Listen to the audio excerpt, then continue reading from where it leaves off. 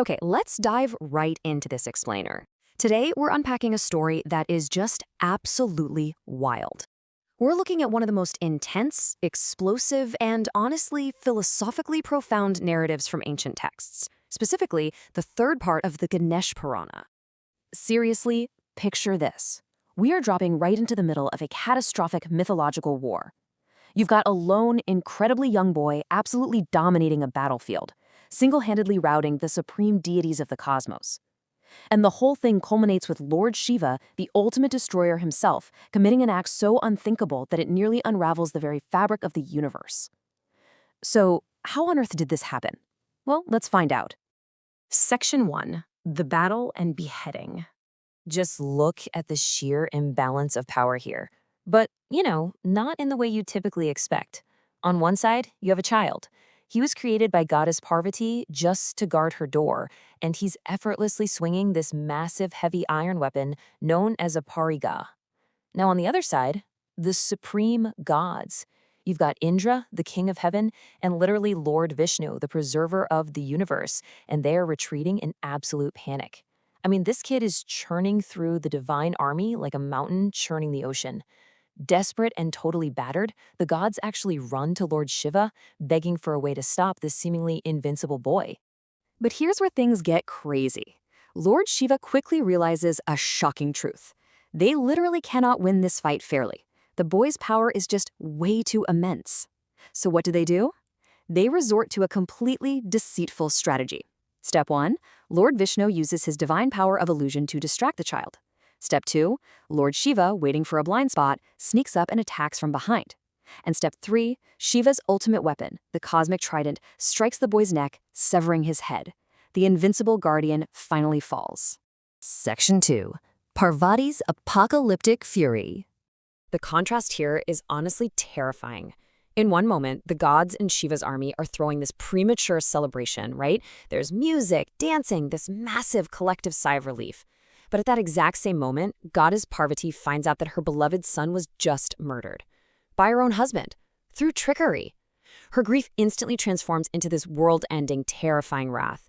She summons thousands of horrifying, all-consuming Shaktis. Think of them as these cosmic energies with gaping maws, and she orders them to basically bring forth the apocalypse, devouring gods, demons, and mortals alike. As the universe literally starts collapsing into the mouths of these Shaktis, the completely terrified gods, getting some quick advice from Brahma and Vishnu, rush over to Parvati. They are bowing at her feet, practically begging for mercy. Very slowly, her anger cools just a bit, but she issues this absolute, non-negotiable ultimatum. She says, "If my son is brought back to life and made the supreme leader, only then will there be peace." Section 3. Birth of the Elephant God. So, scrambling to fix this catastrophic mistake, Lord Shiva immediately gives the gods a highly specific, rapid-fire procedure. First, they have to clean and worship the boy's headless body. Then, they are ordered to travel strictly in the north direction and take the head of the very first creature they lay eyes on. So they do exactly that, and the first creature they encounter happens to be a magnificent one-tusked elephant. They grab the elephant's head, rush back, place it on the boy's body, and under Shiva's direct command, they start chanting powerful Vedic mantras. Miraculously, the water infused with these mantras touches the boy, and he just awakens, kind of like he's waking up from a deep sleep, but now bearing the beautiful head of an elephant.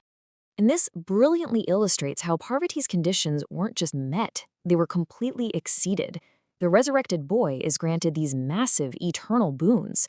He becomes Prathampuja, meaning literally no god will be worshipped in any ritual before him, period. He is also crowned Gana-Ajaksha, or Ganesha, making him the absolute supreme leader of Lord Shiva's entire army.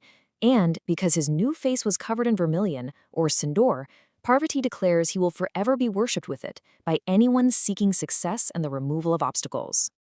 It's a pretty beautiful resolution to a terrifying conflict, right? But wait, this leaves us with a massive question.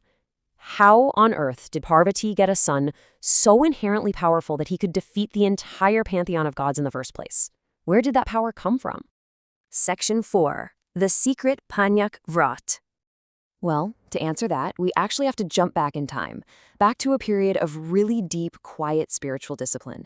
Long before any of this battlefield chaos, Parvati told Lord Shiva about her deep desire to have a son.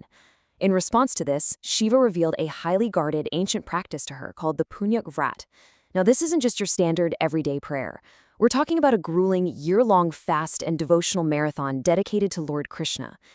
In these texts, it's considered the ultimate seed of wish fulfillment, like it's capable of manifesting the literal impossible.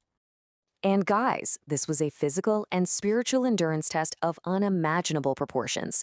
Just listen to this timeline. For the first 6 months, Parvati consumed only very specific plain grains, nothing else.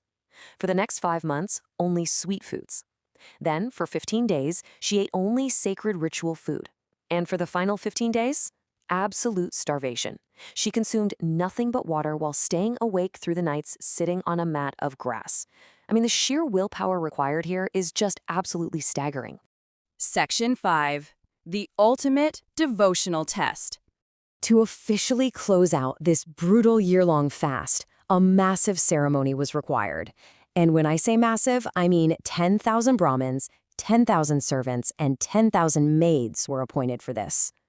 The sheer amount of wealth being distributed was so staggering that they literally had to bring in the sun god himself to act as the chief operations manager.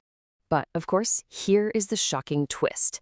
At the very end of this monumental undertaking, the head priest, the immensely powerful sage Sanat Kumar, steps up to demand his dakshina, basically his ritual fee.